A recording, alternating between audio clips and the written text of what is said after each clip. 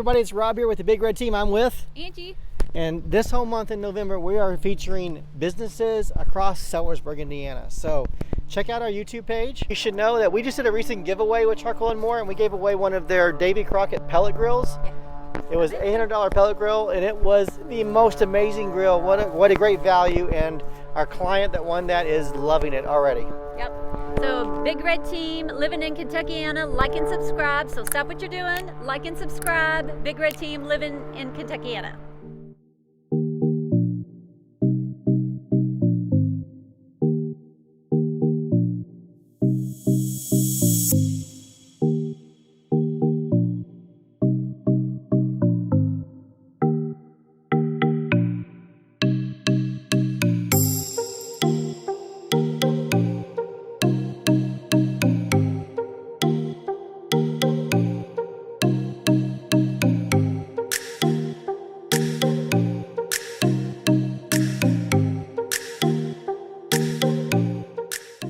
All right, so this is Rob. I'm with Hal here at Charcoal and More. Yes, sir. And we have a little special treat for us today, at least for me. Our last stop in Sellersburg was Preferred Meats, and we grabbed some steaks while we were there, and we thought, well, let's have Hal cook us up some steaks on one of your magnificent grills that we know so much about. So, Hal, tell us what we're doing here. Okay. Well, thanks for coming by again. Glad we could help you guys out. Absolutely. We're going to cook two steaks. One's a ribeye, and we're going to use butcher's steak and brisket rub on that one, and one is the filet, and we're going to use Cosmos Texas beef on that. Both are heavily salted base, and that's what you want on a piece of steak. We're going to season these up real quick and let them sit maybe about 20 minutes before we throw them on the grill. We get the grill out there fired up. Why do you want to let them sit 20 minutes? Well, what happens is salt starts pulling out a little bit of the moisture in the meat and also brings some of the flavor out of the meat. Okay. So we want to keep that, let it sit just a little bit. Now, when you're cooking a short cook like we're going to do today, I think it's important to get your meat to room temperature. Okay. Now, if you're cooking a long cook like a big thick prime rib roast or something, we like to get those a little colder. Okay. And they cook a little bit better. It takes a little more time. We're going to have a little more smoke flavor on the larger meats, and that allows you to control the end result, which is what you want, like a medium rare. What we're going to go for today is you to say, "That's a great steak." That's Absolutely. my goal today. Okay.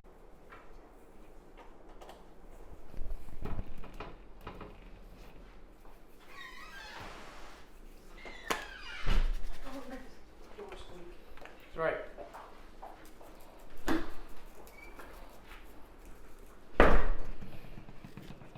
This is basically going to disappear right in the steak. Mm-hmm. You let it sit a little bit. You'll come back in 20 minutes and it'll look like when we brought it in. All right, so Hal, what are we cooking on here today? Okay, we're cooking on a Green Mountain Daniel Boone. It's a pellet cooker. Real easy to cook on. We just fired it up. We plugged it in, pushed the button.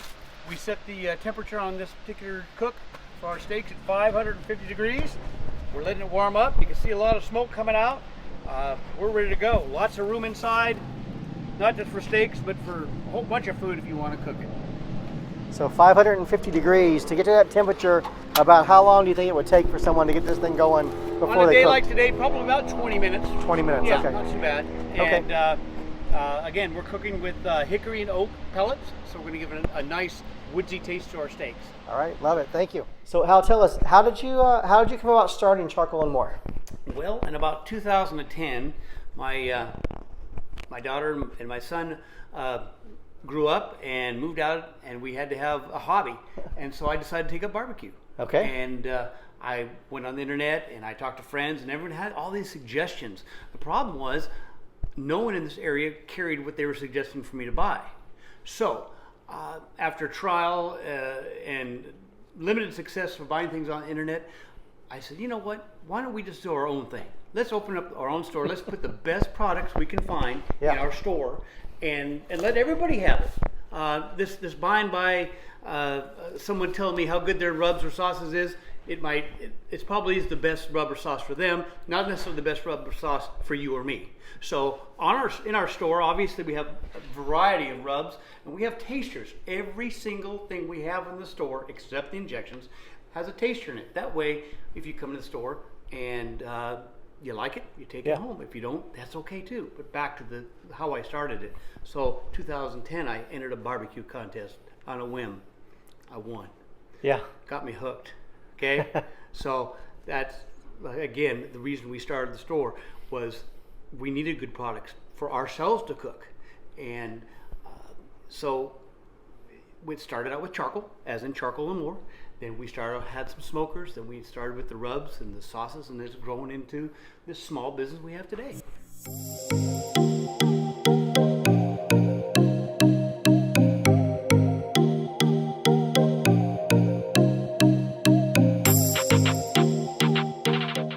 I look around this showroom and I see lots of great things. So tell us about some of the items that you sell. Okay, obviously we sell charcoal. Name is Charcoal and More. That's how it all starts. It all starts with fuel. Good quality fuel makes a good quality final product. I don't care if you're cooking vegetables or you're cooking meat, anything on your grill, it starts with good fuel. So what we have here is maybe a few brands you don't see. Well, what we decided to do was we went with a brand that every bag is the same. If you look at your charcoal in the store, you'll see it's all natural hardwood lump charcoal. All hardwood trees have a leaf. Any hardwood tree can go in there. We don't want just any kind of a tree in our charcoal. We want oak, we want hickory, we want maple, we want cherry. We want the things that taste good to us. So here we have, again, here's all hickory, here's oak, here is all maple, here is a oak and hickory blend.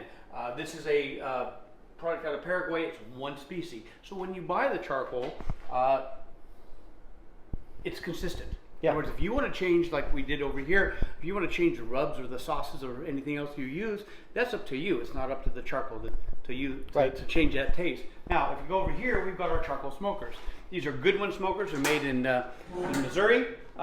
They are called a charcoal offset smoker. Charcoal goes here, food goes here. This is a nice backyard smoker. It'll also fit in like if you had an outdoor kitchen or something, it would fit in that as well. These shelves come out, put the meat on. They're adjustable for taller items or shorter items. Close it up. Put your charcoal in. There's your thermometer. You adjust the temperature on this side. Easy as can be. Good to go. You're easy to cook at least 8 hours in that without changing the charcoal.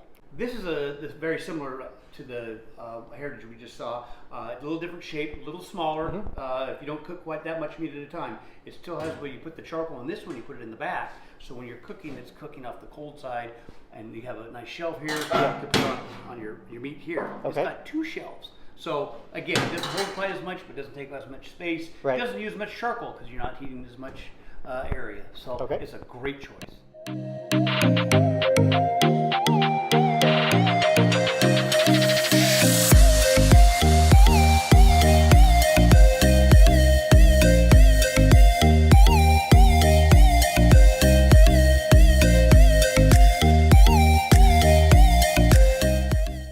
So in addition to charcoal, you have pellets, right? We have a lot of pellet grills. Tell us about your pellets. Okay, well our pellets, these are Green Mountain pellets. They're made in Jasper, Indiana, which is great. Like to support other local businesses around here. These are all blends of pellets. In other words, this one has oak and hickory and mesquite. This one over here has cherry, beech, and pecan. So if you can tailor, just like in your charcoals, you can tailor the taste that you want. Yeah. Okay. We also have a brand around the corner that is strictly just cherry or just hickory or just apple. So if you want to go that route, again, we're trying to provide people things to cook the way they want to cook, the things that taste the best to them. Yeah. So they're the 28-pound bags. They work great. High-end pellet. I would call it a better than average pellet. Yeah. How long does a pellet like that last, or a bag like that last if you are smoking? How many hours? Today we're going to cook at 550. It's not going to last as long as, say, if you're going to cook it at 250. Yeah. I would figure about 2.5 pounds per hour at 250. Okay. That's good to burn know. A little bit more good information today, just because we're cooking hotter. Yeah. Absolutely. Okay. Love it. All right, so Hal, we're over here next to one of the pellet grills now, and I'll be honest, I had a bit of a misconception when I first came here a month or so ago, and that was that a pellet smoker was something that I would place like a smoker at my house, and then I would still have a separate grill. But you educated me last time that this pellet smoker is really a pellet grill, and you can do a range of temperatures. Tell us about the temperature range and what you can actually cook on this. Sure.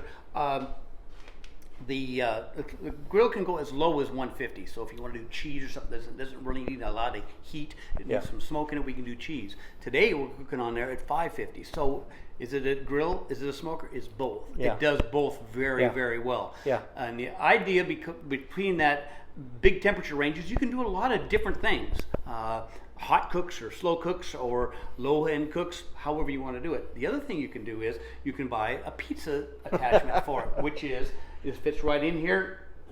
Put your pizza on there. 4-minute pizzas. That's all it is. It's a wood-fired pizza. You can make it home. 700 degrees. It's like 700 degrees in there, and it takes 4 minutes. And it's just it's one of those things. Again, since it's a wood fire, it's got a kind of a smoky flavor to it. It's a great product to turn out at home. I love it. Very proud of it.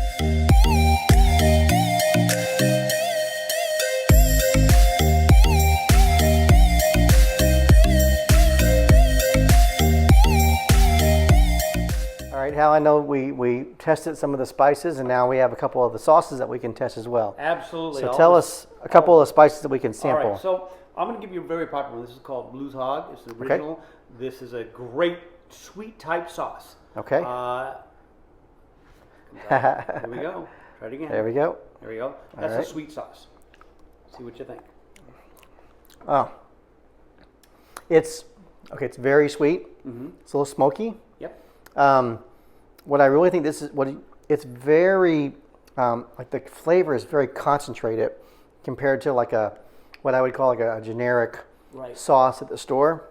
It's complex. At the market. It's very complex, yeah. It's very deep and intense in a really good way. It stays with you a while too, doesn't it? Yes, it does. Yeah, it does. It's Okay. delicious. So we're going to go the opposite end of the spectrum. We're going to go with a vinegar-based sauce. Vinegar-based, okay. Yep. So you tasted the sweet. This is going to be savory. Okay. And this one is called? Tennessee Red. Tennessee Red. Now, I hope you don't taste the vinegar first thing. I hope you taste the spices in it and the vinegar as well. I taste the vinegar, and I definitely have a little bit I definitely taste the spices right off the bat. But then I got it on the back of my tongue too, right? Exactly. That's exactly where you taste it. Unlike it doesn't linger maybe as long as the sweet one. Right. I think it's just the way our taste buds are designed, right? Maybe, but exactly. It's delicious. So let's make the perfect sauce. Oh boy, here we We're go. going to take a little bit of this. So we got a sweet and a vinegar. And what's going to happen is the sweet part of your tongue is going to like the sweet part, and the savory part's going to like the savory. Okay. Okay, there's a bit of a party going on right now in my mouth. It hits all the notes, doesn't it? Oh my gosh, it's very intense. It hits all the notes, just like you said. Yeah, sweet. I got the vinegar. I got the spices. Very smoky. That is amazing. Yeah, That's amazing. We can make all sorts of combinations, just the way you like them. Hal, tell us about. I've heard there's classes here for people that want to learn more. So tell us about that. Yes, we have currently offering 3 classes per year with the possibility of adding a few more. Our next class is going to be in November. It's called the Holiday Meats class. And if you take a good piece of meat and put it on your smoker, to me, it's going to be better. So we're going to cook some prime rib. We're going to cook beef tenderloins. We're going to cook rack of lamb. We're going to cook ham. We're going to cook turkey. And we're going to show the people in the class what it tastes like, what it can taste like. Yeah. I mean, everyone knows from a good steakhouse what a good piece of prime rib tastes like. Right. Wait till you taste it on your smoker. It is easy to do, simple to do, and it just a whole new level. The other classes we offer are called Barbecue Boot Camp. The Barbecue Boot Camp is a 2-day course, okay? We cook ribs and chicken on Saturday. We cook pork shoulders and briskets on Sunday. We talk about different kinds of fuels, different kinds of smokers. We have all sorts of hors d'oeuvres. We have catered lunches. It's 2 days of sharing barbecue information with 30 other people that share that same passion as you do. It is not a class specific to brands or anything. It's an education class. It's a 101, 102 class. It's a theory class. It doesn't matter if you cook on a gas smoker or a charcoal smoker or a pellet smoker. The ideas and the information we share with you applies to it all. Love it.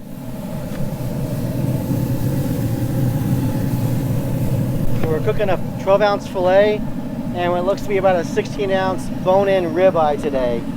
And Hal just threw them on there at about 550 degrees. How long will these take to cook? I don't think they're going to take much over 10 minutes total. Okay. I hope. And we're cooking them to a medium rare. Medium rare, which is about 135. We're going to check it with the thermometer. Okay. Just to make sure we get it exactly right. I hope your mouth is watering because mine definitely is. It's going to be great. Ooh, look at that. The butter.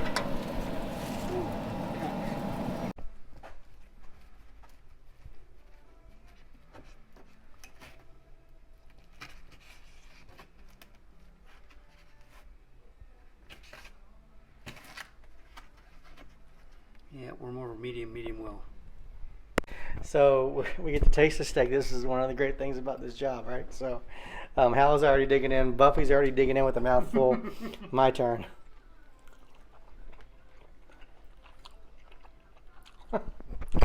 That's a great piece of The meat. seasoning and then the smoke. Yep. Right? The wood flavoring. You can't get that on a gas grill. You can't. And it's so tender. That's delicious. That's a good piece of meat, isn't it? Mm-hmm. It almost felt like we could cut it with our fork. It was so melt in your mouth. It is. It's close to it. You want a bite? Sure. No, you can't have one of your own. No. See how we did this one. That's nice. It's what we want. Yeah. Just right. Wow. So tender. I mean, you almost don't need a knife. I mean, look at the grill marks and the sear on it.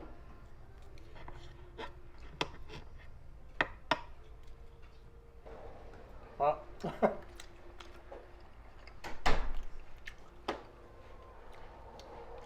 it's just so tender. Smoky. So tender. Smoky, yes. Oh, man. That's amazing.